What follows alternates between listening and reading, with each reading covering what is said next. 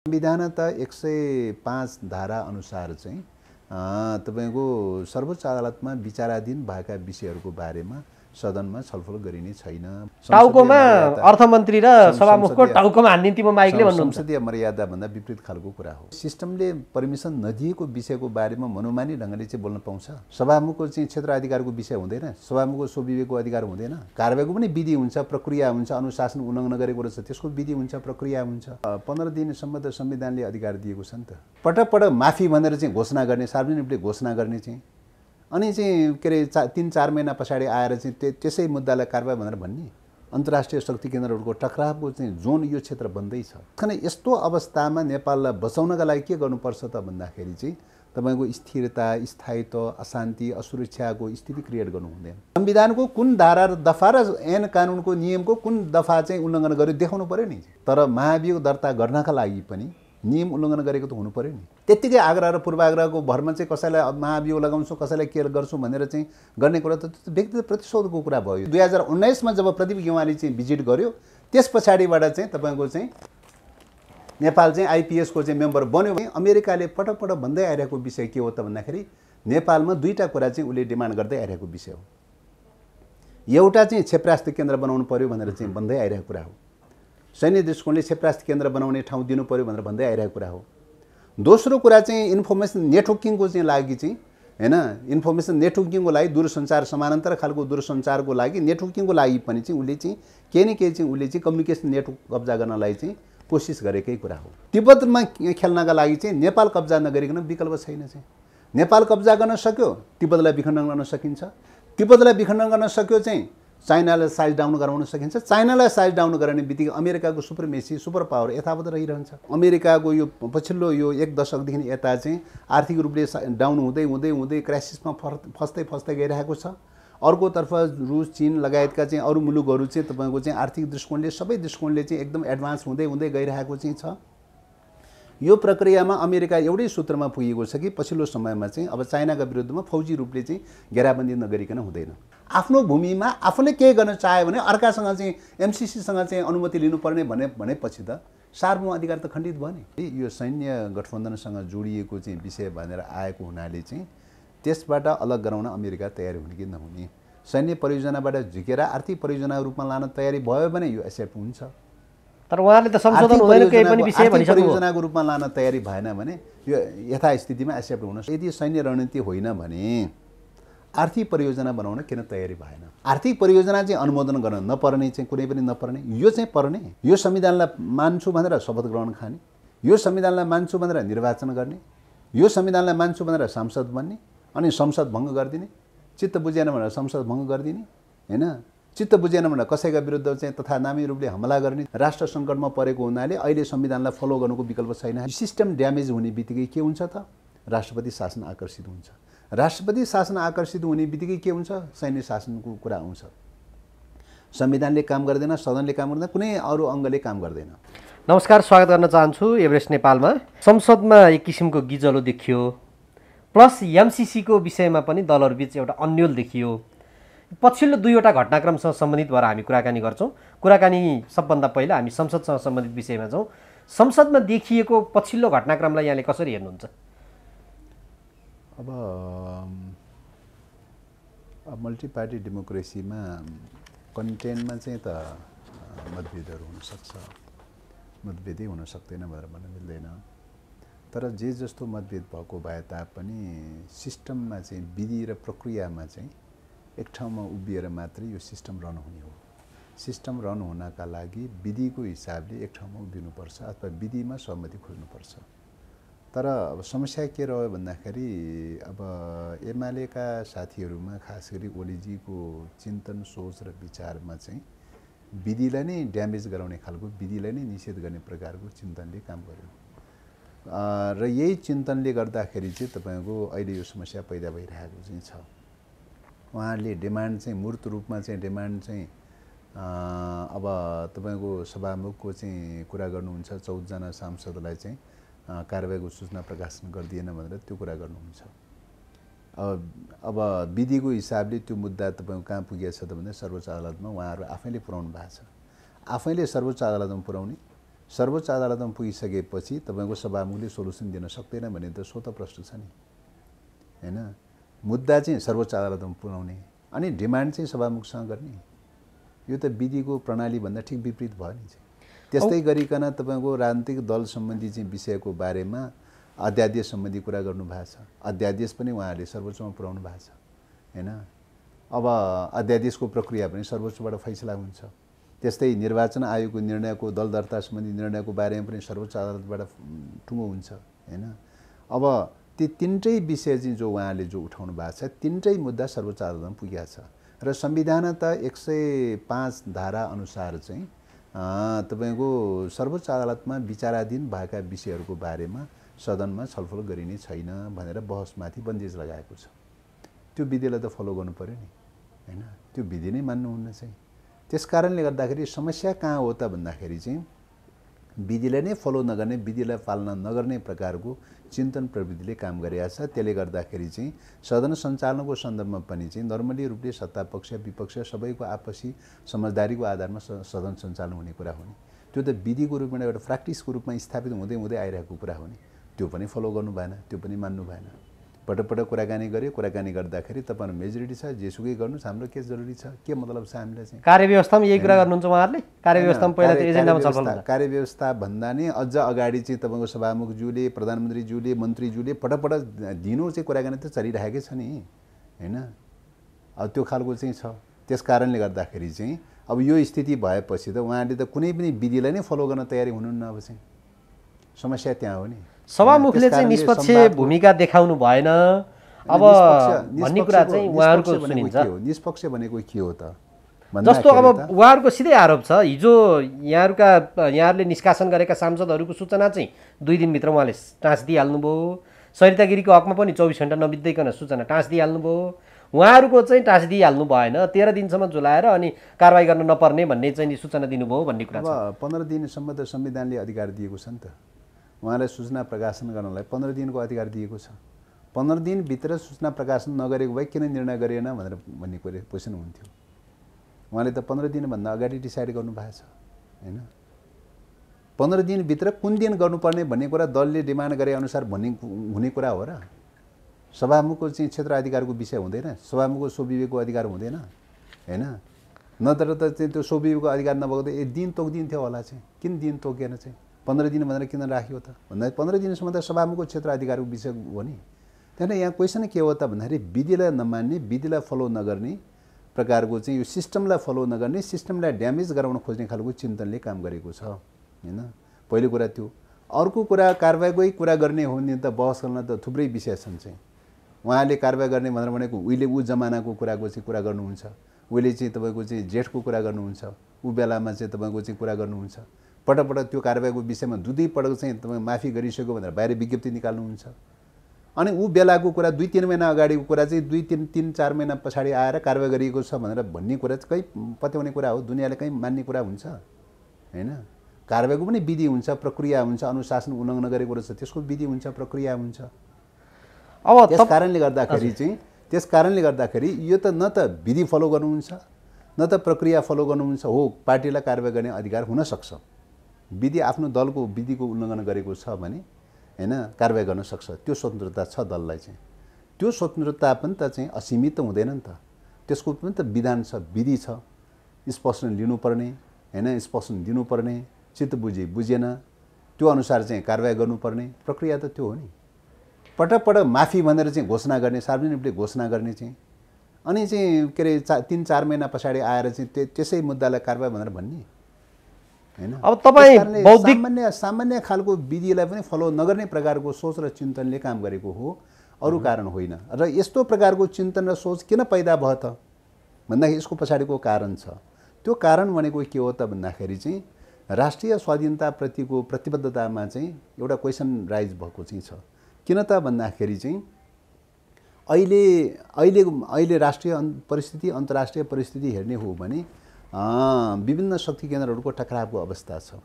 अब प्रत्यक्ष रूपमा द्वन्द्वको अवस्था छ, क्षेत्रीय शक्तिहरूको टकरावको अवस्था छ, द्वन्द्वको अवस्था छ। यस्तो अवस्थामा हाम्रो जस्तो एउटा कमजोर र साना मुलुकहरूको स्वाधीनताको चाहिँ गम्भीर सङ्कट पैदा हुन्छ। नेपालको हिस्ट्रीमा तपाईँको चाहिँ सुगुली सन्धि पश्चात पृथ्वीनारायण शाहको पालामा अङ्ग्रेजहरूले आक्रमण गरेको बेलामा चाहिँ एउटा टाइपको चाहिँ सङ्कट पैदा भयो। त्यसदेखि नै यता चाहिँ आज जस्तो सङ्कट साहित्य विगतमा त्यति पैदा भएको थिएन। चाहिँ आज गम्भीर प्रकारको सङ्कट पैदा भएको चाहिँ छ। अन्तर्राष्ट्रिय शक्ति केन्द्रहरूको टकरावको चाहिँ जोन यो क्षेत्र बन्दैछ। त्यसकारण यस्तो अवस्थामा नेपाललाई बचाउनका लागि के गर्नुपर्छ त भन्दाखेरि चाहिँ तपाईँको स्थिरता, स्थायित्व, अशान्ति, असुरक्षाको स्थिति क्रिएट गर्नु हुँदैन हैन। स्थिरता र स्थायित्व क्रिएट गर्नुपर्छ। अस्थिरता र अराजकता क्रिएट गर्नु हुँदैन। अस्थिरता र अराजकता क्रिएट गर्ने बित्तिकै यो सिस्टम ड्यामेज हुने बित्तिकै के हुन्छ त राष्ट्रपति शासन आकर्षित हुन्छ।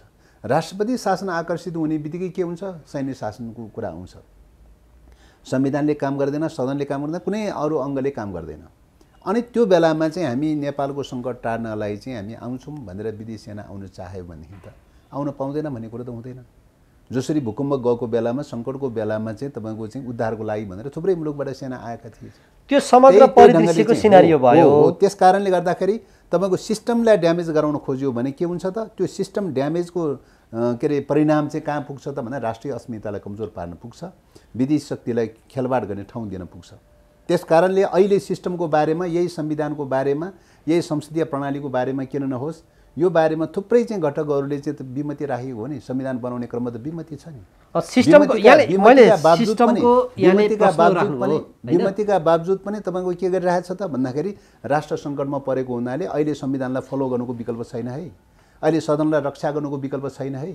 अहिले चाहिँ विधि विधानलाई प्रणालीलाई फलो गर्नुको विकल्प छैन। अस्थिरता नहोस्, अराजकता पैदा नहोस्। तपाईँ अस्थिरता र अराजकता पैदा हुने बित्तिकै, सिस्टम ड्यामेज हुने बित्तिकै के हुन्छ त नेपालको राष्ट्रिय अस्मिता गम्भीर सङ्कटमा पर्छ। त्यस कारणले गर्दाखेरि राष्ट्रवादी भावना भएका, देशभक्ति भावना थोरै मात्रै भएका मान्छेहरू पनि अहिले सिस्टमलाई ड्यामेज गर्नु हुँदैन, दायाँ बायाँ गर्नु हुँदैन चाहिँ माने उपयुक्त समयमा सिस्टम सुधार गरौँ। सिस्टमको पार्टमा चाहिँ यहाँले प्रश्न त्यहाँनिर लगिहाल्नुभयो। सिस्टमको विषयमा चाहिँ अहिले मानिसहरू सबैतिरबाट प्रश्न उठाइरहेका छन्, यो व्यवस्था ठिक भएन कि भन्ने छन्। यहाँहरूले त हिजोको दिनमा संसद व्यवस्था चाहिँ यो खसीको टाउको देखाएर बोकाको मासु, बाख्राको मासु बेच्ने ठाउँ भनिहाल्नु भएको छ। अब हिजोको दिनमा राष्ट्रपतिले खेलेको भूमिका, आजको दिनमा सभामुखले खेलेको भूमिकामा बाहिर मानिसहरू के प्रश्न गर्छन् भने सभामुख चाहिँ नेकपा माओवादी केन्द्रको छत्रछायामा पर्नुभयो, राष्ट्रपति हिजोको एमालेको छत्रछायामा पर्नुभयो, त्यो पद अनुकूलको जुन आचरण गर्नुपर्ने त्यसमा चाहिँ गरिदिनु भएन भन्ने कुरा गर्छ नि। तपाईँ कानुनविद पनि बौद्धिक व्यक्तित्व, यसमा प्रश्न पारिदिनुहोस्। अब सभामुखको हकमा भन्नुपर्दाखेरि अब उहाँले पार्टी विशेषको हिसाबले मात्रै हेर्नुभयो भन्ने लाग्दैन चाहिँ। उहाँको रोल भनेको संविधानले निश्चित गरेको छ, कानुनले निश्चित गरेको छ, नियावलीले व्यवस्था गरेको छ र त्यो नियावली र संविधान र कानुनको व्यवस्था जे छ होइन। अब हिजो एकजना सांसदले के भन्नुभयो भने म सभामुखलाई चाहिँ माइकले हानिदिने विचारमा थिएँ भनेर माइक त्यो गर्नुभयो। अब संसदीय मर्यादाको कुरा पनि गर्नुहुन्छ उहाँहरू। यो परिदृश्यलाई चाहिँ यहाँले कसरी के भन्न चाहनुहुन्छ? अब खोइ अब उहाँले चाहिँ अब बाहिर फेर चाहिँ भन्नुभयो भनेर मिडियाहरूमा सुनेको कुरा भयो, सार्वजनिकै भएको छ नि। अब यो विषय यस्तो खालको कुरा चाहिँ निश्चित रूपले टाउकोमा अर्थमन्त्री र सभामुखको टाउकोमा हानिदिन्थी म माइकले भन्नुहुन्छ। संसदीय मर्यादा भन्दा विपरीत खालको कुरा हो। यो सिस्टममा चाहिँ तपाईँको अनुसार जानुपर्छ भनेर प्रवेश गर्ने होइन, संविधानको शपथ खाने चाहिँ होइन, संविधान अनुसार चाहिँ जानुपर्छ भनेर मान्ने चाहिँ, त्यो अनुसार निर्वाचनमा सहभागी हुने, निर्वाचनको प्रक्रियाबाट योसम्म आइपुग्ने, अनि चाहिँ तपाईँको सिस्टमले पर्मिसन नदिएको विषयको बारेमा मनोमानी ढङ्गले चाहिँ बोल्न पाउँछ। यो त सिस्टम नमान्ने भन्ने कुरा मैले अघिदेखि नै सङ्केत गरिरहेको छु। सिस्टम नमान्ने भन्ने कुरा भयो नि। अब उहाँहरूले सभामुखमाथि हामी त्यस्तै पर्यो भने महाभियोग दर्ज गर्छौँ भन्ने कुरा गर्नु भएको छ एमालेको प्रमुख सचेतकले हिजो। त्यो उहाँहरूको कुरा हो चाहिँ होइन, त्यो उहाँहरूको कुरा हो। बहस हुन्छ, छलफल हुन्छ होइन। तर महाभियोग दर्ता गर्नका लागि पनि नियम उल्लङ्घन गरेको त हुनु पर्यो नि। नियम कहाँ चाहिँ उल्लङ्घन गरेको हुनु पर्यो नि त चाहिँ, संविधान उल्लङ्घन गरेको हुनु पर्यो, नियम उल्लङ्घन गरेको हुनु पर्यो नि। मनोगत ढङ्गले कसैले चाहिँ आग्रह पूर्वाग्रह ढङ्गले सोचेर चाहिँ महाभियोग लाग्छ त्यो त संविधान सम्मत हुनुपर्ने कुरा होला के अरे, कानुन सम्मत हुनुपर्ने कुरा होला के अरे। संविधानको कुन धारा र दफा र ऐन कानुनको नियमको कुन दफा चाहिँ उल्लङ्घन गर्यो देखाउनु पर्यो नि। त्यत्तिकै आग्रह र पूर्वाग्रहको भरमा चाहिँ कसैलाई महाभियोग लगाउँछु, कसैलाई के गर्छु भनेर चाहिँ गर्ने कुरा त व्यक्तिगत प्रतिशोधको कुरा भयो यो त चाहिँ होइन। व्यक्तिगत प्रतिशोधको कुरा भयो, नन पोलिटिकल खालको कुरा भयो यो त चाहिँ। त्यसो भएको हुनाले चाहिँ जब सिस्टमभित्र छिरिसकेपछि त्यो सिस्टमलाई फलो गरेर जानु पहल गर्नु पर्यो नि।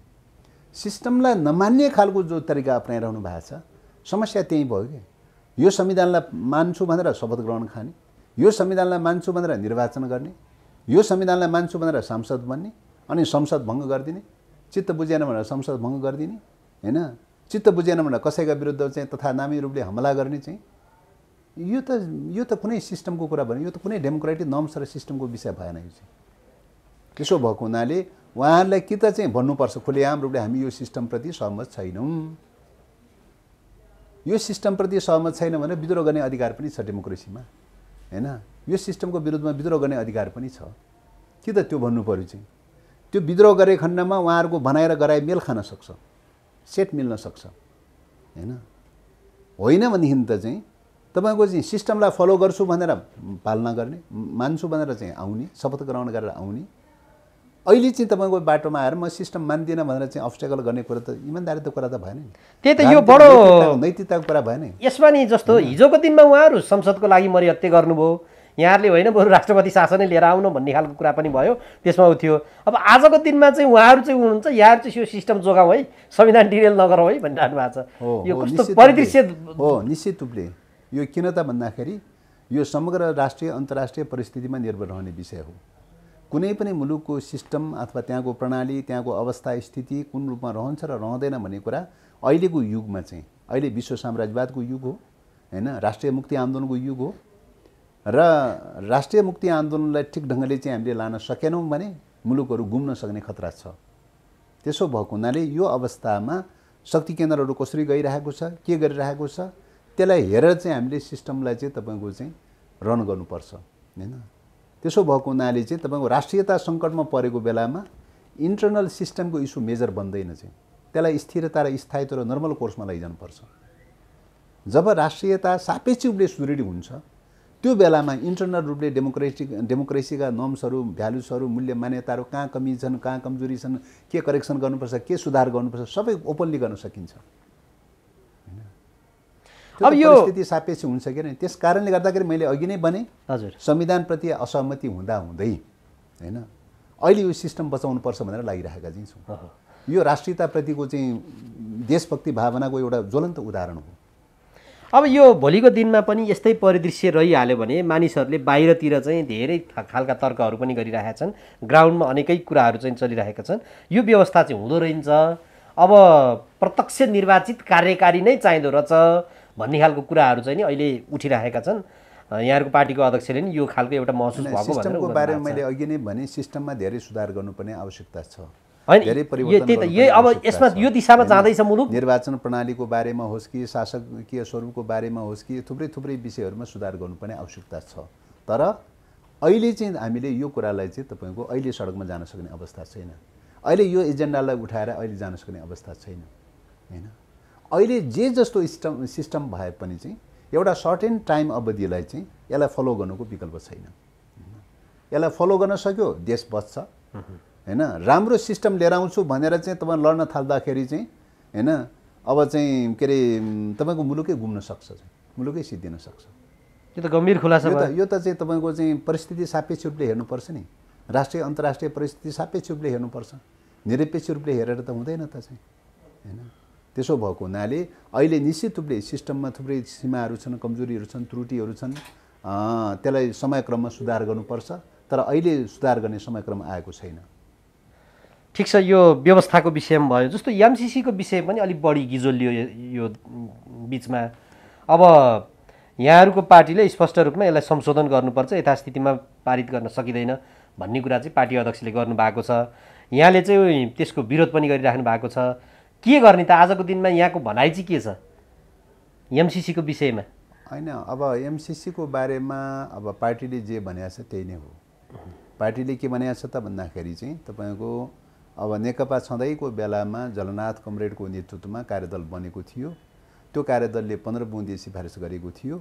त्यो 15 बुँदे सिफारिसलाई पार्टीले ओनरसिप लिएको छ र त्यो अनुसार के भन्छ भन्दाखेरि यो सैन्य गठबन्धनसँग जोडिएको चाहिँ विषय भनेर आएको हुनाले चाहिँ त्यसबाट अलग गराउन अमेरिका तयार हुने कि नहुने, पहिलो प्रश्न त्यो।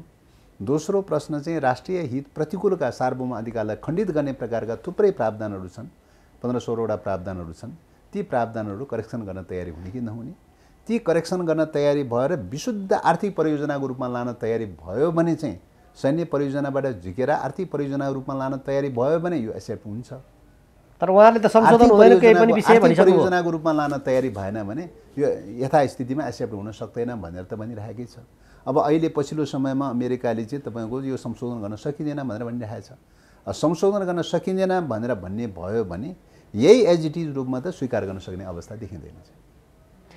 त्यो स्पष्ट रूपमा चाहिँ अरू राजनीतिक दलहरूले किन फ्रेमवर्क नबनाएको? अब जस्तो हामी सल्लाह गर्छौँ, छलफल गर्छौँ, किन भनेको त त्यस्तो होइन? अब यो त नेपालको आन्तरिक मामला पनि हो होइन, नेपालको राष्ट्रिय स्वाधीनतासँग जोडिएको विषय पनि हो। दलहरूको बिचमा जे गर्दा पनि राष्ट्रिय स्वाधीनताको विषयको मामलाको बारेमा आपसी सहमतिमा गर्ने कुरा हो होइन। त्यस कारणले गर्दाखेरि दलहरूको बिचमा राष्ट्रिय सहमति जुटाएर तपाईँको आपसी सहमतिको आधारमा गर्न सक्यो मुलुकको स्वाधीनताको रक्षा गर्ने कुरामा सहयोगी भूमिका हुन्छ होइन। दलहरूको बिचमा टुटफुट विभाजन चाहिँ उथलपुथल हुने प्रक्रियाबाट गयो भने मुलुकको राष्ट्रिय अस्मिता कमजोर बन्छ। त्यसैले राष्ट्रिय स्वाधीनतासँग जोडिएका विषयहरूको बारेमा, परराष्ट्र नीतिसँग जोडिएका विषयहरूको बारेमा, यी विषयहरूको बारेमा राष्ट्रिय सहमति नजुटिकन हुँदैन। त्यस कारणले यहाँ प्रश्न के हो त भन्दाखेरि पहिलो कुरा आइपिएसको पार्टबाट अलग हुने हो, सैन्य रणनीतिबाट अलग हुने हो र विशुद्ध आर्थिक योजनाको रूपमा परिणत गर्न तयारी हुने हो भने त्यो बेलामा यो संशोधन गर्न सकिन्छ होइन। आर्थिक परियोजना बनाउनु पर्यो, सैन्य परियोजना होइन आर्थिक परियोजना बनाउनु पर्यो। आर्थिक परियोजना बनाइसकेपछि पनि के गर्नु पर्यो त? त्यो परियोजनाको बारेमा राष्ट्रिय सहमति जुट्नुपर्छ भनेर भनेको, राष्ट्रिय सहमति नजुटिकन हुँदैन भनेर भनेको चाहिँ। त्यस कारणले गर्दाखेरि यो विषयमा अब सैन्य परियोजनासँग जोडिएका विषय के छन् भन्ने कुरा गर्न थाल्ने हो भने त थुप्रै छन् चाहिँ, घन्टौँ समय त्यही विषयमा जान्छ। कहाँ कहाँ सैन्य स्ट्राटेजीसँग जोडिएको छ भन्ने कुरा थुप्रै तथ्य प्रमाणहरू चाहिँ छ होइन। यो आर्थिक परियोजना होइन, सैन्य परियोजना हो भन्ने कुराको थुप्रै सबुत प्रमाणहरू चाहिँ छ। अब पार्टी अध्यक्षसँग, यहाँहरूको पार्टी अध्यक्षसँगको भेटमा, तर अरू राजनीतिक दलहरूसँगको भेटमा चाहिँ अहिले एमसिसीको उपाध्यक्षले चाहिँ यो होइन भन्नु कुरा गर्नुभयो, अर्थ मन्त्रालयले सोधेको जवाफमा नि त्यो होइन भन्नुभयो, तर फेरि संशोधन चाहिँ हुँदैन भनेर अमेरिकन दूतावासले भन्यो। अब यो होइन भन्नुको, सैन्य रणनीति होइन भन्नुको कुनै तुक छैन चाहिँ, कुनै अर्थ छैन चाहिँ। किन त भन्दाखेरि चाहिँ तपाईँको यदि सैन्य रणनीति होइन भने आर्थिक परियोजना बनाउन किन तयारी भएन होइन? विगत कालमा आर्थिक परियोजनाको रूपमा तपाईँ युएसएडको पनि आर्थिक परियोजना आएको थियो, डिएफआइडीको आएको थियो, एसडिसीको आएको थियो, जेटिजेडको आएको थियो, जाइकाको आएको थियो, उनीहरूसँग समुदाय गरेर चलिरहेको चाहिँ छ। त्यो परियोजना अनुसार लान किन तयारी भएन? केले छेक्यो चाहिँ होइन? यदि सैन्य परियोजना होइन भने छुट्टै ढङ्गले संविधान र कानुनको मातहत नराखिकन चाहिँ तपाईँको छुट्टै ढङ्गले समानान्तर ढङ्गले एमसिसी कानुन लागू गर्नु पनि जरुरी किन पैदा भयो? एमसिसी कानुन अनुसारको छुट्टै एमसिए एकाउन्ट बनाउनु पनि जरुरी किन पैदा भयो होइन?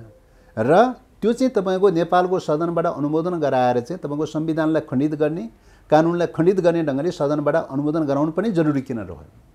विगत कालका आर्थिक परियोजनाहरू त कुनै पनि सदनबाट अनुमोदन भएको छैन, अनुमोदन गरिएको छैन। आर्थिक परियोजना चाहिँ अनुमोदन गर्न नपर्ने चाहिँ कुनै पनि नपर्ने, यो चाहिँ पर्ने। त्यस कारण यो सदनबाट अनुमोदन गराउनु पर्छ भन्ने कुरा नै सबैभन्दा पहिलो कुरा यो सैन्य योजना हो भन्ने कुराको पहिलो प्रमाण हो चाहिँ। दोस्रो प्रमाण के हो त भन्दाखेरि नेपालको संविधान कानुन सबैलाई खण्डित गरेर एमसिसी कानुन लागू हुनुपर्छ भन्ने कुरा दोस्रो प्रमाण हो। तेस्रो प्रमाण चाहिँ नेपालमा विद्युत प्रसारण लाइन बनाउने प्राधिकरण लगायतका थुप्रै थुप्रै संरचना छ नि, ती सबैलाई बाइपास गरेर छुट्टै चाहिँ एमसिसी कानुन अनुसारको एमसिए एकाउन्ट किन बनाउनु पर्यो? त्यो त लुकाएर काम गर्नलाई नै त्यो संरचना चाहियो, नत्र भने नेपालको विद्युत प्राधिकरणले गर्छ के अरे नि प्रसारण लाइन कोर्ने काम त जति पनि टङ्गाउने काम त गरिरहेको छ, पनि सम्झौता गर्यो होइन? सडक बनाउने काम चाहिँ तपाईँको सडक विभागले गरिरहेकै छ, सबै ठाउँमा गरिरहेकै छ राज्यका अङ्गहरूले चाहिँ। त्यसलाई बाइपास गरेर किन छुट्टै संरचना बनाउनु पर्यो? र त्यहाँको सार्वभौम अधिकार चाहिँ खण्डित गरेर चाहिँ छुट्टै संविधानबाट कानुनबाट सरकारबाट खण्डित गरेर एमसिए एकाउन्टलाई किन दिनु पर्यो? सार्वभौम अधिकार खण्डित गरेर किन दिनु पर्यो? अरू आर्थिक परियोजनामा सार्वभौम अधिकार खण्डित गर्न नपर्ने, यसमा किन सार्वभौम अधिकार खण्डित गर्नु पर्यो होइन? र त्यो टेरिटोरीमा चाहिँ तपाईँको कुनै पनि काम गर्नलाई नेपाल सरकारले पर्मिसन लिनुपर्ने व्यवस्था किन गर्यो त्यो चाहिँ होइन? अरू कुनै पनि आर्थिक परियोजनामा पर्मिसन लिनु पर्दैन। आफ्नो धरतीमा आफ्नो मुलुकमा कुनै परियोजना सञ्चालन गर्न चाह्यो भने नेपाल सरकारले त सोच्नु रहेछ नि नेपालको संविधान अनुसार त। तर एमसीसी को चाहिँ एमसीसी को चाहिँ परियोजना सञ्चालन भएको ठाउँमा त उसँग अनुमति लिनुपर्छ नेपाल सरकारले। आफ्नो भूमिमा आफूले केही गर्न चाह्यो भने अर्कासँग चाहिँ एमसीसीसँग चाहिँ अनुमति लिनुपर्ने भनेपछि त सार्वभौम अधिकार त खण्डित भयो नि। किन सार्वभौम अधिकारलाई खण्डित गरेर लानु पर्यो त्यो चाहिँ? किन त्यहाँ काम गर्ने चाहिँ कर्मचारीहरू को लिएर आएको छ, को गएको छ, को प्राविधिक लिएर आएको छ, गएको छ, केही पनि चेक गर्न नपाउने बनाइयो? किन त्यहाँ प्राविधिक सामग्रीहरू ओसार पोसार के गरेको छ छैन भन्ने कुरा केही पनि चेक गर्न नपाउने बनाइयो?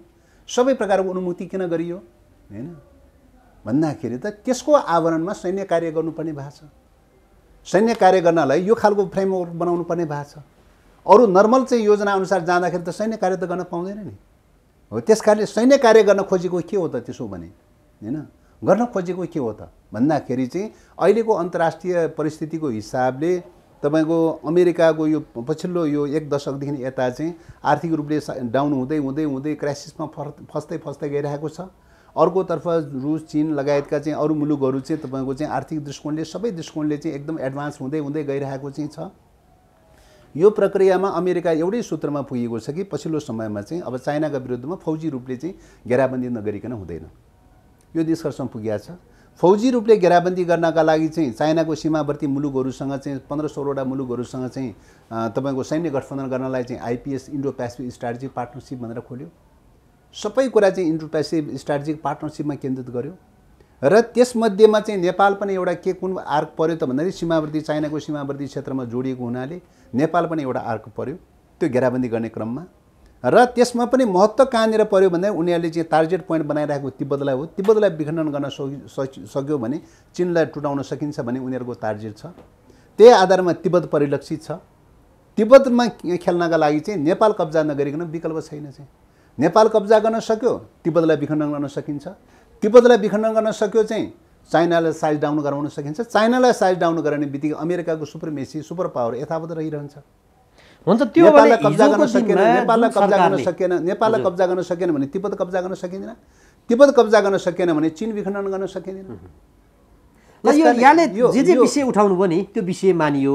हिजोको दिनमा जुन सरकारले सम्झौता गर्यो त्यो सरकारले त्यसो भने यी समग्र पक्ष यहाँले केलाउनु भएका सम्भावित परिदृश्य नकेलाइकन यो चाहिँ तपाईँ के हो त भन्दा हिजोको चाहिँ 2017मा चाहिँ तपाईँ सेप्टेम्बरमा चाहिँ सम्झौता गर्ने बेलामा त चाहिँ इन्डो पेसिफिक स्ट्राटेजिक पार्टनरसिपको कुरा त अगाडि आइसकेको थिएन हैन।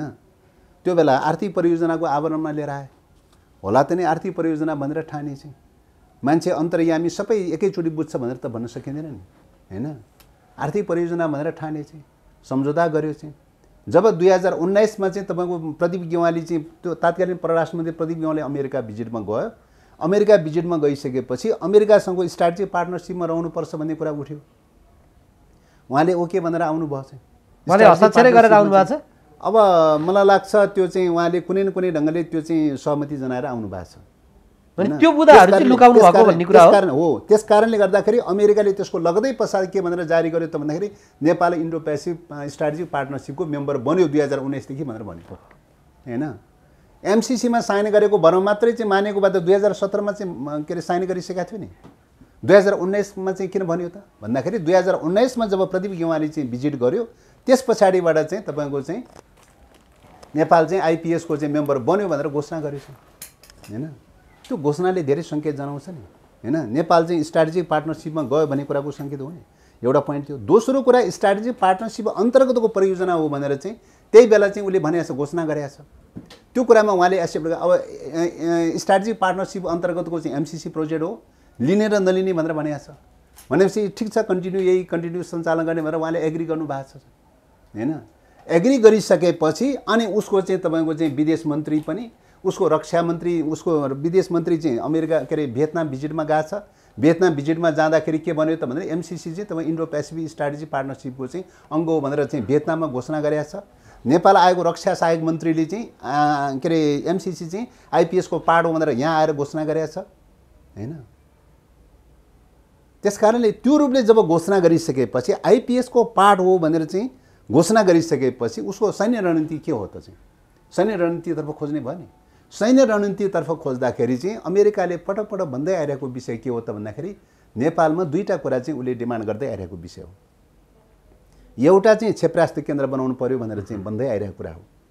सैन्य दृष्टिकोणले क्षेपनास्त्र केन्द्र बनाउने ठाउँ दिनु पर्यो भनेर भन्दै आइरहेको कुरा हो। दोस्रो कुरा चाहिँ इन्फर्मेसन नेटवर्किङको चाहिँ लागि चाहिँ हैन, इन्फर्मेसन नेटवर्किङको लागि दूरसञ्चार समानान्तर खालको दूरसञ्चारको लागि नेटवर्किङको लागि पनि चाहिँ उसले चाहिँ केही न केही चाहिँ उसले चाहिँ कम्युनिकेसन नेटवर्क कब्जा गर्नलाई चाहिँ कोसिस गरेकै कुरा हो। अब त्यो सोझो बाटोबाट त त्यो पाउने कुरो भएन चाहिँ हैन।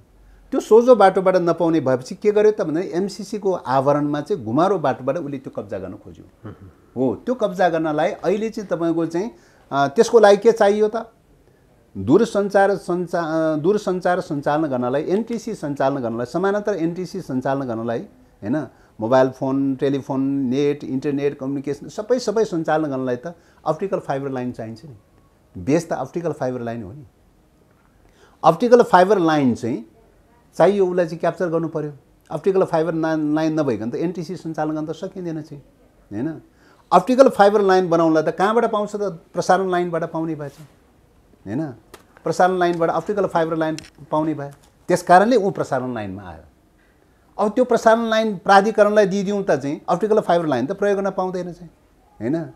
फाइबर लाइन त प्रयोग गर्न पाउँदैन भनेपछि प्राधिकरणभन्दा छुट्टै संरचनाको डिमान्ड गर्यो उसले चाहिँ। छुट्टै कानुन, छुट्टै संरचनाको चाहिँ मान्यताबाट गयो। ठिक छ, यो सबै हो भने दोस्रो कुरा चाहिँ के त भन्दाखेरि चाहिँ अब सेटेलाइट नेटवर्क क्याप्चर गर्नु पर्यो। सेटेलाइट नेटवर्क क्याप्चर गर्नलाई के चाहियो त भन्दाखेरि चाहिँ एउटा त सेटेलाइटका डिभाइसहरू, अहिले त मसिना सेटेलाइटका डिभाइसहरू डेभलप गरिसकेका चाहिँ छन्। त्यो डिभाइसहरू सेट गर्नलाई चाहिँ के चाहियो त भन्दाखेरि चाहिँ त्यस्ता पोइन्टहरू चाहिँ चाहियो चाहिँ हैन। ट्रान्समिसन प्रसारण सेन्टरहरू अथवा चाहिँ तपाईँ सब स्टेसनहरू चाहिँ चाहियो चाहिँ। एउटा सब स्टेसन चाहियो। कहाँ चाहियो सब स्टेसन चाहिँ, एङ्गल मिलाएर सब स्टेसन बनाउनु पर्यो जसको टावरमा चाहिँ सेटेलाइटका डिभाइसहरू फिट गर्न सकियोस्। तेस्रो कुरा प्रसारण लाइनको चाहिँ तपाईँको बिचबिचको पोलहरूमा पनि चाहियो चाहिँ त्यो सेटेलाइट डिभाइसहरू फिट गर्नु पर्यो, एङ्गल मिलाएर राख्नु पर्यो हो। त्यो सेटेलाइटका डिभाइसहरू एङ्गल मिलाएर राख्नलाई के गर्नु पर्यो त भन्दाखेरि चाहिँ प्रसारण लाइन चाहिँ टोटल चाहिँ आफूले बनाउने खालको चाहिँ आफ्नो टेक्निसियनहरूबाट, आफ्नो इन्जिनियरहरूबाट बनाउने खालको हुनु पर्यो हैन। त्यसो भने मैले जस्तो यहाँलाई रोके अर्को कुरा यो चाहिँ एङ्गल किन चाहिँ अब विद्युत प्रसारण लाइनले त पूर्व पश्चिम चाहिँ कोरिडोर अनुसारको चाहिँ तपाईँको चाहिँ गुरु योजना पनि बनाएको थियो, उत्तर दक्षिणको गुरु योजना पनि बनाएको थियो। त्यो गुरु योजनालाई क्रस गरेर छुट्टै खालको चाहिँ उसले चाहिँ तपाईँको प्रसारण लाइन तान्न खोज्यो। त्यो छुट्टै खालको प्रसारण लाइन किन चाहियो भन्दाखेरि त त्यो त एङ्गल मिलाउनु पर्यो नि। सेटेलाइटका डिभाइसहरू चाहिँ फिट गर्नलाई त एङ्गल मिलाउनु पर्यो नि।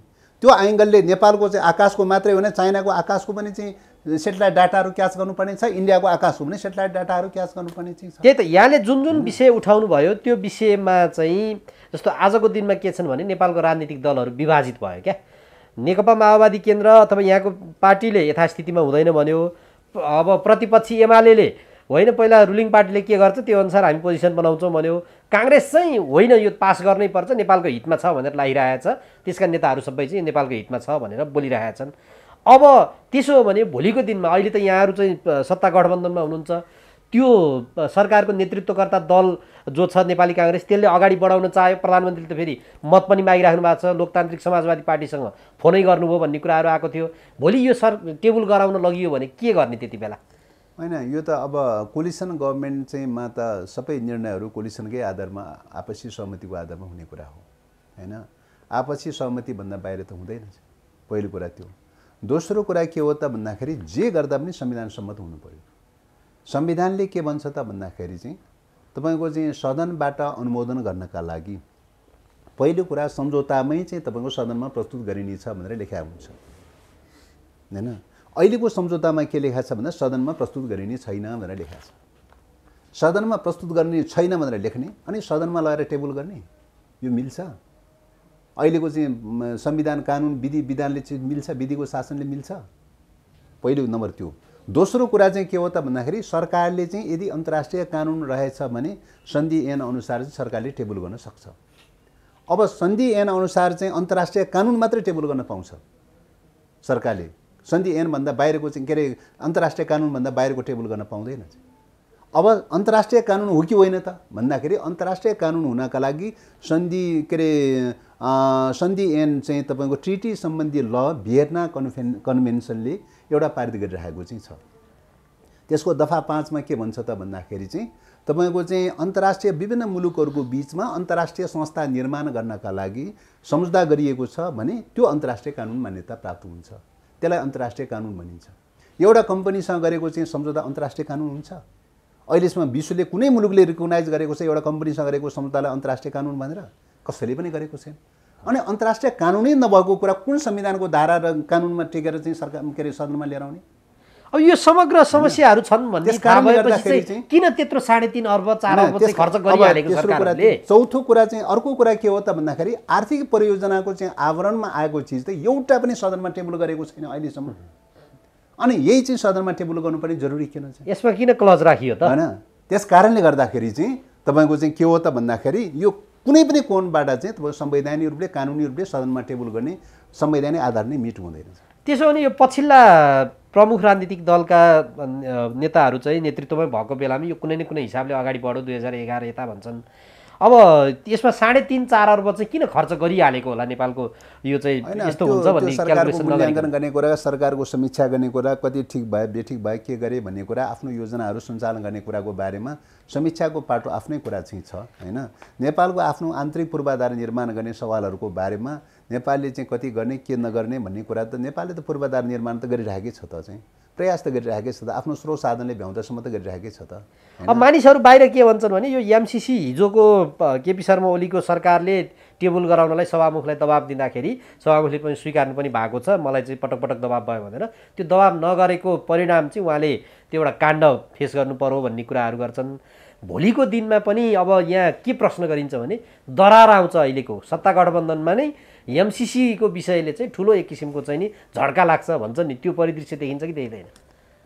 निश्चित रूपले विगत कालमा सभामुखज्यूले चाहिँ तपाईँको टेबल गर्न नमान्दाखेरि तत्कालीन ओली सरकारले दबाब दिँदाखेरि नमानेको अवस्थाको कारणले गर्दाखेरि जुन प्रकारको उहाँमाथि अनैतिक ढङ्गले जुन प्रकारको अपराधी ढङ्गले मुद्दा लगाउने खालको काम गर्यो, मान्छे शत्रुतापूर्ण ढङ्गले चाहिँ विद्वेषपूर्ण ढङ्गले चाहिँ जुन खालको दुर्व्यवहार गरियो हैन, त्यस्तो घटना भोलि दोहोर्याउन सक्दैन भनेर भन्न नसकेला।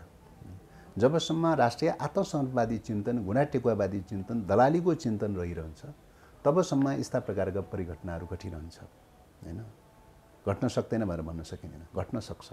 तर जस्तोसुकै परिघटनाहरू जस्तोसुकै चुनौतीहरूको सामना गर्न किन नपरोस्, राष्ट्रिय स्वाधीनताभन्दा माथि अरू कुनै पनि चिज हुँदैन। राष्ट्रिय स्वाधीनताभन्दा माथि न सरकार हुन्छ, न गठबन्धन हुन्छ, न पार्टी हुन्छ। त्यस कारणले गर्दाखेरि राष्ट्रिय स्वाधीनताको मूल्य मान्यतासँग कुनै पनि सरकारको अथवा कुनै पनि गठबन्धनको या कुनै पनि दलको तुलना गरेर अवमूल्यन गर्न मिल्दैन भन्ने लाग्छ। राष्ट्रिय स्वाधीनताको प्रश्न भनेको सर्वोपरि मान्यता हो हैन। राष्ट्र छ, स्वाधीनता छ भने पार्टी पनि गठन हुन्छ, सरकार पनि गठन हुन्छ, नभए डेमोक्रेसी पनि आउँछ, सबै कुरा समाजवाद पनि आउला। मुलुक चाहिँ रहेन भनेदेखि त अरू के चिज बाँकी रह्यो, के अर्थ रह्यो अरू कुरा हुन्छ? म त्यसो भने अर्को यो अरू त राष्ट्रिय स्वाधीनताको मुद्दासँग कहिले कहिले चाहिँ तपाईँ सरकारको कुरा उचाल्ने, कहिले कुनै दलले मानेको छ कि छैन भन्ने कुरा उचालेर चाहिँ तपाईँको चाहिँ राष्ट्रिय स्वाधीनताको मूल्यलाई अवमूल्यन गर्न चाहिँ कदापि हुनु हुँदैन। यो मन्त्री परिषदले पनि पूर्णता पाएको छैन। म अर्को विषयमा जान्छु, हामी अन्तिम चरणमा पनि छौँ। 2 महिना भइसक्यो यो सरकार चाहिँ मानिसहरू बाहिर के कुरा काट्छन् भने केपी शर्मा ओलीलाई हटाउने भन्ने म्यान्डेट चाहिँ लिएर राजनीतिक दलहरू एक ठाउँमा आए, त्यसपछि चाहिँ के गर्ने त भन्ने कुराहरूमा चाहिँ नि त्यो भएन। एउटा त्यो न्यूनतम साझा कार्यक्रम चाहिँ देखाए, तर तैपनि हिजोको सरकारभन्दा बढी चाहिँ अलोकप्रिय हुँदै गयो यो सरकार त भन्छन् नि। यहाँ सत्ता साझेदारको प्रमुख दल सरकार विस्तारको बारेको जो कुरा गर्नु भएको छ, सरकार विस्तारको बारेमा अब नीतिगत रूपले दलहरूको बिचमा सहमति भएर अगाडि बढेकै विषय भइहाल्यो। त नीतिगत कुरा मात्रै भएर त पुग्दैन, विधिको शासनलाई पनि फलो गर्नु पर्यो, विधिलाई पनि हेर्नु पर्यो हैन। दल दर्ता सम्बन्धी, दल विधान सम्बन्धी तपाईको अस्ति भर्खरैसम्म दल प्रक्रिया चलिरहेकै थियो। 22 गतेसम्म त दल दर्ता सम्बन्धी प्रक्रिया नै चलिरहेको अवस्था थियो। त्यो त कम्प्लिट हुन दिनु पर्यो नि हैन। त्यस्तै गरिकन चाहिँ अरू चाहिँ तपाईको कतिपय व्यवहारिक जटिलताहरू पनि हुन सक्छ। सर्वोच्चमा मुद्दा छ चाहिँ हैन। मुद्दा के फैसला हुन्छ, कस्तो हुन्छ, त्यो पनि त चाहिँ तपाईको चाहिँ हेर्नुपर्ने कुराहरू त आउन सक्छ। सर्वोच्चले उल्टा पाल्टा जे गरे तापनि त विधिको शासनलाई फलो गर्ने क्रममा त सर्वोच्चको आदेशलाई त फलो गर्नुको विकल्प रहँदैन चाहिँ हैन। त्यस कारणले गर्दाखेरि हामीले नीतिगत हिसाबले निश्चित रूपले कोलिसन गभर्नमेन्ट हो, नीतिगत कार्यान्वयन गर्ने विषयहरूको बारेमा दलहरूको बिचमा आपसी सहमतिमै चलिरहेको अवस्था छ। चाहे 4 जना मन्त्री हो, चाहे 2 जना हो, जतिसुकै किन नहोस् हैन। दलहरूको बिचमा आपसी सहमति र समझदारीकै आधारमा गइरहेको अवस्था छ। त्यसमा मन्त्री पनि फुलफिल गर्न पाए अझ राम्रो हुन्थ्यो भने त आफ्नो ठाउँमा छ, तर चाहेर मात्रै हुने विषय पनि त होइन त। त्यो त विधिले पनि फलो गर्नु पर्यो नि हैन। त्यसकारणले विधिले पनि फलो गर्ने प्रक्रियामा सायद मलाई लाग्छ अब अन्तिम विधिको हिसाबले पनि अब अन्तिम चरणमा पुगेको छ भन्ने लाग्छ। त्यो त नेकपा समाजवादीलाई मात्र लाग्ला, नेकपा माओवादी केन्द्र र काङ्ग्रेसले त मन्त्री आफूले टुङ्गाए भयो नि त। तर पार्टी अध्यक्षले त यहाँहरू सबैलाई आरोप लाउनु 49 जनाले मसँग मन्त्री पद माग्न आए भनेर। अब त्यो कुन प्रसङ्गमा कुन सन्दर्भमा के सोचेर भन्नुभयो, त्यही कारणले गर्दाखेरि मन्त्रीमण्डल विस्तारमा अड्केको भन्ने कुरा चाहिँ यथार्थसम्मत विषय होइन चाहिँ हैन, यथार्थसम्मत विषय होइन।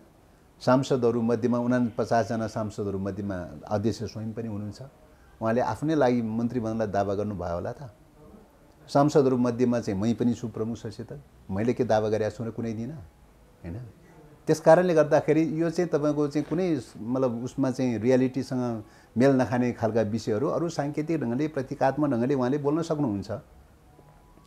ग्राउन्ड रियालिटीसँग मेल नखाने विषयहरू हुने विषय चाहिँ हैन। त्यसकारणले यिनै कारणले सदन के अरे क्याबिनेट विस्तारमा अड्कियो भन्ने कुरा त झनै सत्य तथ्यसम्मत विषय होइन चाहिँ। किन भन्दाखेरि त्यो त अब गठबन्धनमा गइसकेपछि त सबै दलको चाहिँ समावेशीको प्रिन्सिपलबाट हेर्नु पर्यो नि हैन। एउटा दलले मात्रै खुरुखुरु बनाइराख्ने, दुईटा दल मिल्यो भने दुईटाले मात्रै खुरुखुरु बनाइराख्ने कुरा कहीँ मिल्छ?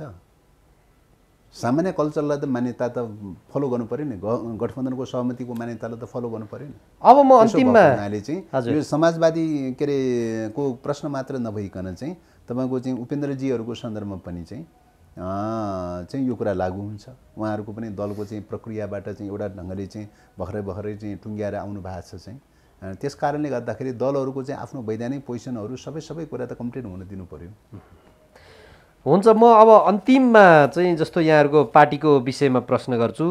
नेकपा माओवादी केन्द्र चाहिँ यति बेला आलु जस्तो भयो, जुन तरकारीमा हाले पनि भनेको जुन सरकार बनाउनलाई पनि सहयोगी भूमिकामा चाहिँ रहने भयो।